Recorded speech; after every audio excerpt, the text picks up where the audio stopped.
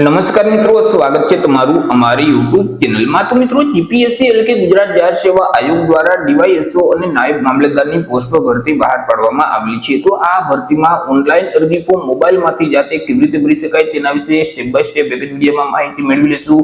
પરંતુ તે પહેલા વિડીયો ગમે તો લાઈક અને શેર કરી દેજો, ચેનલમાં નવા હોય તો ચેનલને સબસ્ક્રાઇબ કરી દેજો। તો ચાલો મિત્રો, વિડીયોની શરૂઆત કરીએ।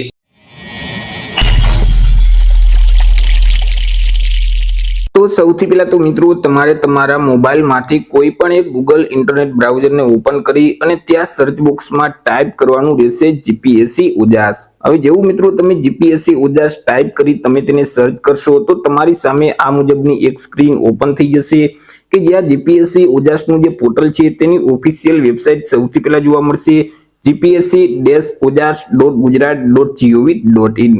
તો તે વેબસાઇટ ઉપર તમારે ક્લિક કરવાનું રહેશે। જેવું તમે તે વેબસાઇટ ઉપર ક્લિક કરશો એટલે જીપીએસસી નું જે ઓજાસનું પોર્ટલ છે તે ઓપન થઈ જશે। અહીં જે મેનુ આપેલ છે તેમાં તમને ઓનલાઈન એપ્લિકેશનનો ઓપ્શન જોવા મળશે, તેના ઉપર તમારે ક્લિક કરી દેવાનું રહેશે, જેથી કરી સબ મેનુમાં સૌથી પહેલા જે એપ્લાયનો ઓપ્શન છે તેના ઉપર તમારે ક્લિક કરવાનું રહેશે। એપ્લાયના ઓપ્શન ઉપર ક્લિક કરશો એટલે જીપીએસસી દ્વારા જેટલી ભરતીમાં અરજી ફોર્મ શરૂ હશે તેનું એક લિસ્ટ ઓપન થઈ જશે। તેમાં નીચે સ્ક્રોલ કરશો તો અહીં જે જાહેરાત નંબર 8 છે તેમાં જોઈ શકશો ડીવાયએસઓ એટલે કે ડેપ્યુટી સેક્શન ઓફિસર અને ડેપ્યુટી મામલેદાર એટલે કે નાયબ મામલેદાર। આ જે ભરતી છે તેમાં અરજી ફોર્મ ભરવાની જે છેલ્લી તારીખ છે તે 9/7/2025 રહેશે। 9/7/2025 સુધીમાં તમારે અરજી કરી દેવાની રહેશે। મિત્રો, આ જે ભરતીનું નોટિફિકેશન જો તમારે ડાઉનલોડ કરવું હોય તો તેની સામે જે ડિટેલનું બટન છે બ્લુ કલરમાં, તો તેના ઉપર તમે ક્લિક કરશો તો નોટિફિકેશનની જે પીડીએફ ફાઇલ છે તે તમારા ડિવાઇસમાં ડાઉનલોડ થઈ જશે। મિત્રો, અરજી ફોર્મ ભરવા માટે અહીં તેની સામે જે ગ્રીન કલરમાં એપ્લાયનું બટન છે તેના ઉપર તમારે ક્લિક કરી દેવાનું રહેશે, જેથી કરી ફરીથી આ મુજબની એક સ્ક્રીન ઓપન થઈ જશે। અહીં મિત્રો જે ભરતી છે તેને લગતી તમામ માહિતી જોવા મળશે, તેને એકવાર વાંચી લેવાની રહેશે। ત્યાર પછી ફરીથી અહીં જે એપ્લાય નાઉનો જે ઓપ્શન છે તેના ઉપર તમારે ક્લિક કરવાનું રહેશે, એટલે મિત્રો ફરીથી આ મુજબની એક સ્ક્રીન ઓપન થઈ જશે। હવે મિત્રો, તમે જો ઓજાસના પોર્ટલ ઉપર ઓલરેડી રજીસ્ટ્રેશન કરેલ છે તો તમારા જે રજીસ્ટ્રેશન નંબર છે તે રજીસ્ટ્રેશન નંબર આ બોક્સમાં ટાઈપ કરી દેવાના રહેશે। રજીસ્ટ્રેશન કરતી વખતે તમે જે જન્મ તારીખ આપેલ છે તે જન્મ તારીખ અહીં ટાઈપ કરી અને એપ્લાય વિથ ઓટીઆર નું જે બટન છે તેના ઉપર ક્લિક કરવાનું રહેશે। પરંતુ હજી સુધી તમે ઓજાસના પોર્ટલ ઉપર રજીસ્ટ્રેશન નથી કરેલ તો અહીં જે રેડ કલરમાં સ્કીપનું બટન છે તેના ઉપર ક્લિક કરી આગળ વધવાનું રહેશે। જેવું તમે સ્કીપના બટન ઉપર ક્લિક કરશો તો આ મુજબની એક સ્ક્રીન ઓપન થઈ જશે। અહીં તમને એક અરજી ફોર્મ આપી દેવામાં આવશે, તેમાં તમામ માહિતી ભરવાની રહેશે। અરજી ફોર્મ ભરો તે પહેલા અહીં અગત્યની સૂચના આપેલ છે તે અવશ્ય વાંચી લેવાની રહેશે। અરજી ફોર્મમાં સૌથી પહેલા તો ઉમેદવારોએ પોતાની જે પર્સનલ માહિતી છે તે આપવાની રહેશે, જેમ કે મિત્રો ટાઇટલ જે લાગુ પડતું હોય તે ટાઇટલ અહીંથી તમારે સિલેક્ટ કરી દેવાનું રહેશે। ત્યાર પછી મિત્રો તમારી જે સરનેમ છે, અટક છે તે આ બોક્સમાં ટાઈપ કરવાની રહેશે। તમારું નામ આ બોક્સમાં ટાઈપ કરી પિતા અથવા તો પતિનું નામ આ બોક્સમાં ટાઈપ કરવાનું રહેશે। ત્યાર પછી માતાનું નામ અહીં ટાઈપ કરવાનું રહેશે। તમારું જે જેન્ડર છે મેલ કે ફિમેલ તે અહીંથી સિલેક્ટ કરી અને ફરીથી જેન્ડરને સિલેક્ટ કરવાનું રહેશે। ત્યાર પછી તમારી જન્મ તારીખ છે તે આ બોક્સમાં ટાઈપ કરી દેવાની રહેશે। મેરિટલ સ્ટેટસ જે તે લાગુ પડતું હોય તે ઓપ્શન તમારે સિલેક્ટ કરી દેવાનું રહેશે। તમારી જે કેટેગરી છે તે કેટેગરી અહીંથી સિલેક્ટ કરવાની રહેશે, જેમ કે મિત્રો સામાન્ય એટલે કે જનરલ કેટેગરી છે, ઈડબ્લ્યુએસ કેટેગરી છે, એસસી કેટેગરી છે, એસસીબીસી કે એસટી જે કેટેગરી લાગુ પડતી હોય તે કેટેગરીને સિલેક્ટ કરવાની રહેશે। પરંતુ તમે જો અનામત વર્ગમાં આવતા હશો તો તમારી પાસે જે જાતિનો દાખલો છે, કાસ્ટ સર્ટિફિકેટ છે તેમની વિગત પણ આપવાની રહેશે, જેમ કે કાસ્ટ સર્ટિફિકેટના નંબર છે તે નંબર આ બોક્સમાં ટાઈપ કરી દેવાના રહેશે। કાસ્ટ સર્ટિફિકેટની જે તારીખ છે તે તારીખ અહીં ટાઈપ કરી અને સર્ટિફિકેટ કયા રાજ્યમાંથી મેળવેલ છે તે રાજ્યનું નામ અહીંથી તમારે સિલેક્ટ કરી દેવાનું રહેશે। જો મિત્રો તમે એસસીબીસી એટલે કે મિત્રો ઓબીસી સામાજિક અને શૈક્ષણિક રીતે પછાત વર્ગમાં આવતા હશો તો તમારી પાસે જે નોન ક્રિમિનલ સર્ટિફિકેટ છે તેમની વિગત પણ આપવાની રહેશે। નોન ક્રિમિનલ સર્ટિફિકેટના નંબર છે તે આ બોક્સમાં ટાઈપ કરી દેવાના રહેશે। તેમની જે તારીખ છે તે તારીખ આ બોક્સમાં ટાઈપ કરી અને સર્ટિફિકેટ કયા સત્તા અધિકારી દ્વારા આપવામાં આવેલું છે તેમનો જે હોદ્દો છે તે હોદ્દાનું નામ અહીંથી સિલેક્ટ કરવાનું રહેશે। ત્યાર પછી તમારે મિત્રો અલગ અલગ બે સરનામા આપવાના રહેશે કે જેમાં મિત્રો તમારું જે હાલનું સરનામું છે તે આ બોક્સમાં ટાઈપ કરી દેવાનું રહેશે। ત્યાર પછી તમારા રાજ્યનું નામ અહીંથી સિલેક્ટ કરી દેવાનું રહેશે, જિલ્લાનું નામ છે તે અહીંથી સિલેક્ટ કરવાનું રહેશે અને તાલુકાનું નામ અહીંથી સિલેક્ટ કરી દેવાનું રહેશે। તમારા એરિયાના જે પિનકોડ નંબર છે તે પિનકોડ નંબર આ બોક્સમાં ટાઈપ કરી દેવાના રહેશે। મિત્રો અહીં હાલનું સરનામું આપ્યા પછી આગળ તમારે નીચે કાયમી સરનામું છે તે આપવાનું રહેશે। કાયમી સરનામું આ બોક્સમાં ટાઈપ કરી અને તેમાં પણ રાજ્યનું નામ સૌથી પહેલા સિલેક્ટ કરવાનું રહેશે। ત્યાર પછી જિલ્લા અને તાલુકાનું નામ સિલેક્ટ કરી દેવાનું રહેશે અને તમારા એરિયાના પિનકોડ નંબર છે તે આ બોક્સમાં ટાઈપ કરવાના રહેશે। ત્યાર પછી મિત્રો તમારા જે મોબાઈલ નંબર છે તે નંબર આ બોક્સમાં ટાઈપ કરી અને ફરીથી તે જ નંબરને વેરીફાઈ કરવા માટે આ બોક્સમાં ટાઈપ કરવાના રહેશે। તમારું જે ઈમેલ આઈડી છે તે ઈમેલ આઈડીને આ બોક્સમાં ટાઈપ કરી અને ફરીથી ઈમેલ આઈડીને વેરીફાઈ કરવા માટે આ બોક્સમાં ટાઈપ કરી દેવાનું રહેશે। નેશનાલિટીમાં બાય ડિફોલ્ટ ઇન્ડિયન લખેલ જ આવી જશે। ત્યાર પછી તમારે અન્ય વિગત આપવાની રહેશે, જેમ કે મિત્રો તમે રમતગમતમાં ભાગ લીધેલ હોય અને તમે રમતગમતના વધારાના ગુણ મેળવવા માટે લાયકાત ધરાવતા હોય તો અહીંથી મિત્રો તમારે યસ સિલેક્ટ કરી દેવાનું રહેશે અને આગળ જે રમતની વિગત છે તે આપવાની રહેશે, જેમ કે તમે કઈ રમતમાં ભાગ લીધેલ છે તે રમતનું નામ અહીંથી સિલેક્ટ કરી દેવાનું રહેશે। તેમનું લેવલ એટલે કે સ્તર છે તે અહીંથી સિલેક્ટ કરવાનું રહેશે। ત્યાર પછી મિત્રો કયા વર્ષમાં રમતમાં ભાગ લીધેલ છે તે વર્ષ આ બોક્સમાં ટાઈપ કરી દેવાનું રહેશે અને તમારી પાસે જે રમતગમતનું સર્ટિફિકેટ છે, પ્રમાણપત્ર છે તે કયા સત્તા અધિકારી દ્વારા આપવામાં આવેલું છે તેમનો હોદ્દો અહીં ટાઈપ કરવાનો રહેશે। પરંતુ મિત્રો તમે રમતગમતના વધારાના ગુણ મેળવવા માટે લાયકાત નથી ધરાવતા તો અહીંથી જે નો ઓપ્શન છે તેને તમારે સિલેક્ટ કરી દેવાનું રહેશે।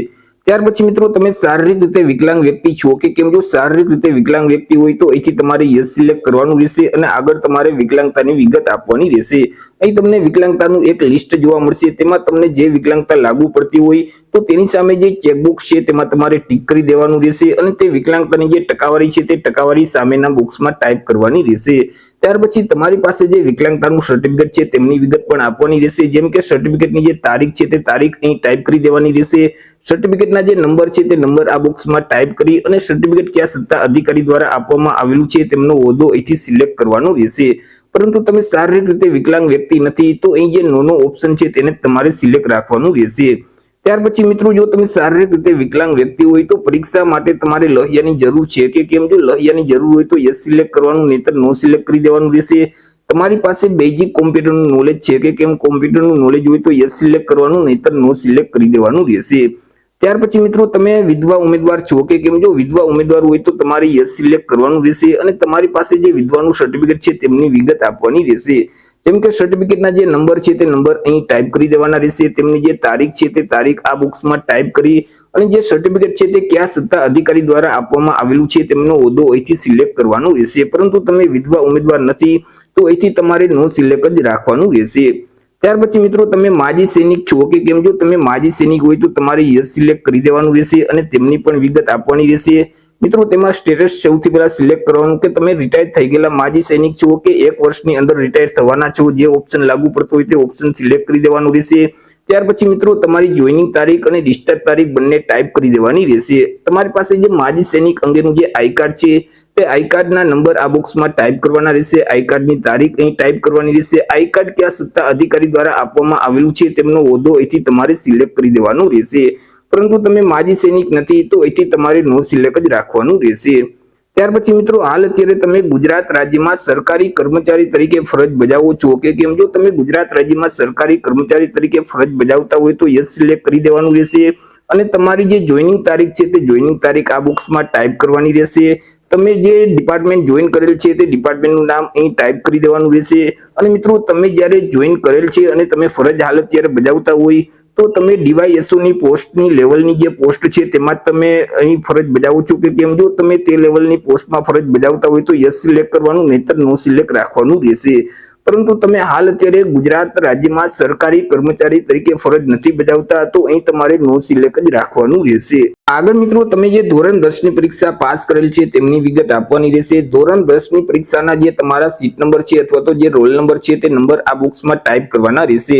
પરંતુ તમે જે સીટ નંબર લખો છો તેમાં કોઈ પણ જગ્યાએ સ્પેશિયલ કેરેક્ટરનો ઉપયોગ કરવાનો નથી અને મિત્રો તમારે તેમાં સ્પેસ પણ રાખવાની નથી। ડાયરેક્ટ મિત્રો એકી સાથે તમારે સીટ નંબર છે તે લખવાના રહેશે અને તે જ સીટ નંબર ફરીથી આ બોક્સમાં ટાઈપ કરી દેવાના રહેશે। ત્યાર પછી મિત્રો તમે જે ધોરણ 10 ની પરીક્ષા પાસ કરેલ છે તે પાસિંગ મંથ અને પાસિંગ યર આ બોક્સમાં ટાઈપ કરવાનું રહેશે।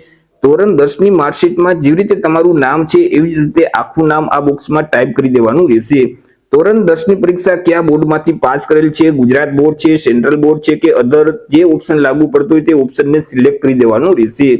ત્યાર પછી મિત્રો તમને નીચે અલગ અલગ 3 લેંગ્વેજ જોવા મળશે, તમારે લેંગ્વેજની વિગત આપવાની રહેશે, જેમ કે ઇંગ્લિશ, હિન્દી અને ગુજરાતી। હવે જે લેંગ્વેજ તમે રીડ કરી શકતા હોય તો તેની સામે જે ચેકબોક્સ છે તેમાં તમારે ટિક કરવાનું રહેશે।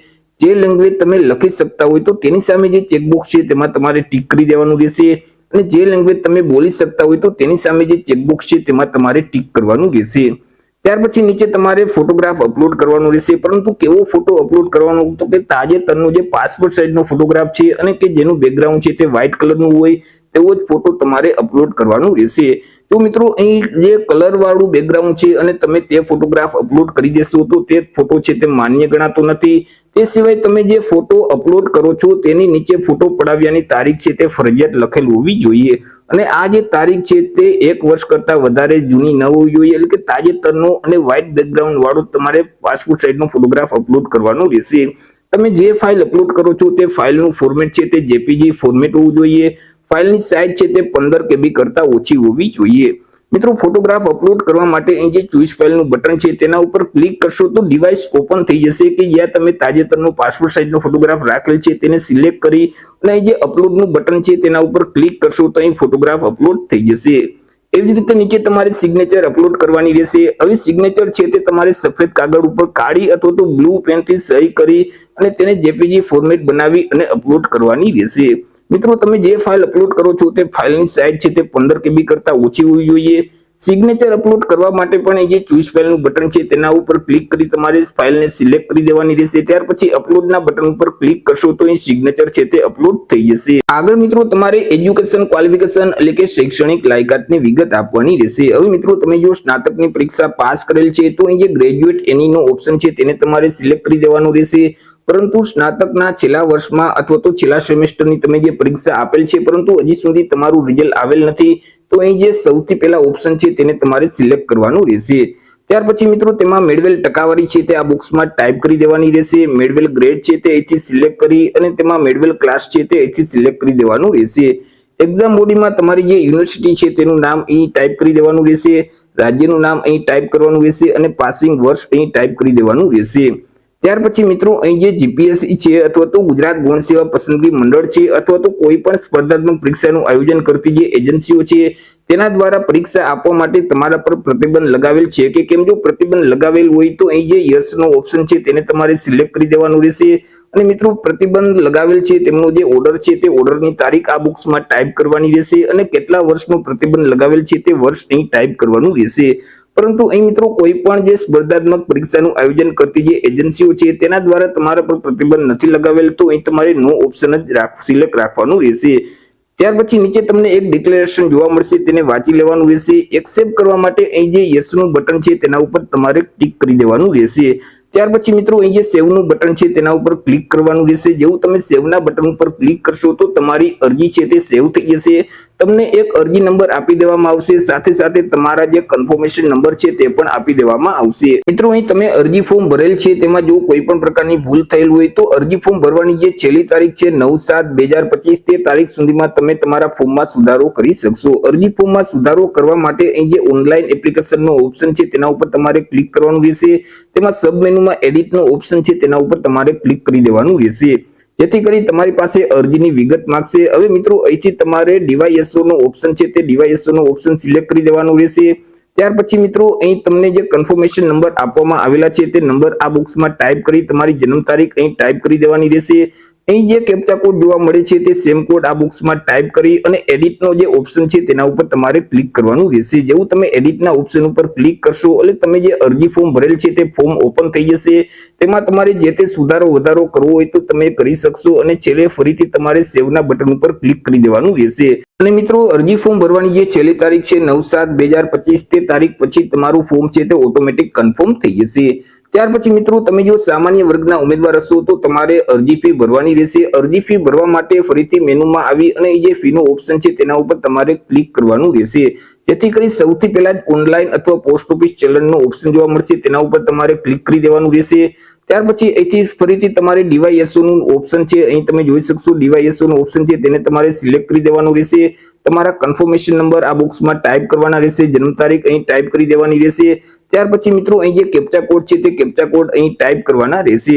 હવે મિત્રો અહીં તમે અરજી ફી બે રીતે ભરી શકશો, ઓનલાઈન અને ઓફલાઈન. જો તમારે ઓફલાઈન અરજી ફી ભરવી હોય તો અહીં જે પોસ્ટ ઓફિસનું ચલણ છે તેની પ્રિન્ટ તમારે કાઢી લેવાની રહેશે અને તે પ્રિન્ટ લઈ અને કોમ્પ્યુટરની સુવિધા ધરાવતી કોઈ પણ જે પોસ્ટ ઓફિસ છે તેમાં જઈ અને તમારે ₹100 પ્લસ જે પોસ્ટ ઓફિસનો સર્વિસ ચાર્જ લાગે તે અલગથી ચૂકવી અરજી ફી ભરી દેવાની રહેશે. પરંતુ તમે જો ઓનલાઈન પરીક્ષા ફી ભરવા માંગતા હોય તો અહીં તમે જોઈ શકશો ઓનલાઈન પેમેન્ટ ઓફ ફીનો જે ઓપ્શન છે તેના ઉપર તમારે ક્લિક કરવાનું રહેશે. આગળ તમે કોના માધ્યમથી પેમેન્ટ કરવા માંગો છો, નેટ બેન્કિંગ છે, ક્રેડિટ કાર્ડ છે, ડેબિટ કાર્ડ છે, યુપીઆઈ છે, તેનો ઓપ્શન સિલેક્ટ કરી અને મિત્રો બેંકની વિગત ફિલ કરી અને તમારે સબમિટના બટન ઉપર ક્લિક કરી દેવાનું રહેશે, જેથી કરી ઓનલાઈન પરીક્ષા ફી ભરાઈ જશે. ઓનલાઈન પરીક્ષા ફી ભર્યા પછી તેની રિસિપ્ટ જો તમારે ડાઉનલોડ કરવી હોય તો એ તમને ઓપ્શન જોવા મળશે ઓનલાઈન પેમેન્ટ રિસિપ્ટ. તેના ઉપર ક્લિક કરશો તો રિસિપ્ટની જે પીડીએફ ફાઇલ છે તે તમારા ડિવાઇસમાં ડાઉનલોડ થઈ જશે. તમે જે અરજી ફોર્મ ભરેલ છે તેની પીડીએફ ફાઇલ જો ડાઉનલોડ કરવી હોય તો એ તમને પ્રિન્ટ એપ્લિકેશન ફોર્મનો ઓપ્શન જોવા મળશે. તેના ઉપર ક્લિક કરશો તો અરજી ફોર્મની જે પીડીએફ ફાઇલ છે તે તમારા ડિવાઇસમાં ડાઉનલોડ થઈ જશે. તો એ રીતે મિત્રો જે જીપીએસસી દ્વારા ડીવાયએસઓ અને નાયબ મામલેદારની પોસ્ટ પર ભરતી જાહેર કરવામાં આવી છે તેમાં તમે તમારા મોબાઈલમાંથી જાતે જ ઓનલાઈન અરજી ફોર્મ ભરી શકો છો. તો આશા રાખું છું વિડીયો પસંદ પડ્યો હશે. વિડીયો પસંદ પડ્યો હોય તો લાઈક અને શેર કરી દેજો. ચેનલમાં નવા હોય તો ચેનલને સબસ્ક્રાઇબ કરી દેજો. ફરી મળીશું એક નવા ટોપિક સાથે એક નવા જ વિડીયોમાં. ત્યાર સુધી જય હિન્દ, વંદે માતરમ.